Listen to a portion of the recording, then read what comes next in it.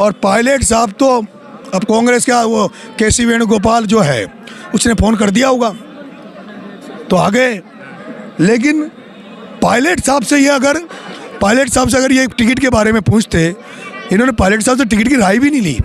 पहली बार ऐसा हुआ है राजस्थान की राजनीति में जब सचिन पायलट से बिना राय लिए टिकट दिया गया। अगर पायलट साहब के इशारे पे टिकट मिलता तो शायद आज कांग्रेस की ये दुर्दशा नहीं होती। लेकिन ठीक है, अब कांग्रेस का उनको हाईकमान ने कहा होगा तो आए हैं। लेकिन आपने वसुंधरा जी का नाम लिया, पायलट साहब का नाम लिया, लेकिन एक आदमी का आपने नाम नहीं लिया जो पूरा पर्दे के पीछे से चुनाव लड़ रहा है। प्रमोद जैन भाया चुनाव नहीं लड़ रहा, पर्दे के पीछे से ओम बिरला चुनाव लड़ रहा है। ओम बिरला ने पूरा दम यहाँ लगा रखा कि किसी भी तरह से ओम बिरला का तो यहाँ तक भी है, अगर ऐसा लगता है कि नरेश मीणा चुनाव जीत रहा है तो लास्ट में वो ये चाह रहा है कि भाया नहीं जीते तो क्योंकि वो मोरपाल को किसी बिल्कुल नहीं चाहता कि वसुंधरा जी के कैंडिडेट जीते। वो तो ये चाहता प्रमोद जैन भाया जीत जाए और बाद में वसुंधरा कमज़ोर हो जाए और प्रमोद भाया को बीजेपी ज्वाइन करवा दे।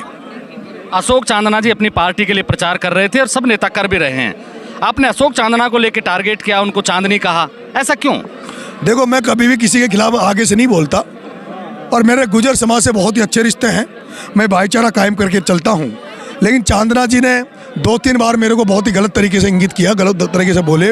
उन्होंने बोला मैं छबड़ा में नहीं गया, मैंने ये किया वो किया, और उन्होंने कई गलत शब्दों का इस्तेमाल मेरे साथ किया था और फिर मेरे को गुस्सा आ गया जो आता है। अब क्या करें, तो कोई आदमी जबरदस्ती पीछे पड़ जाए तो।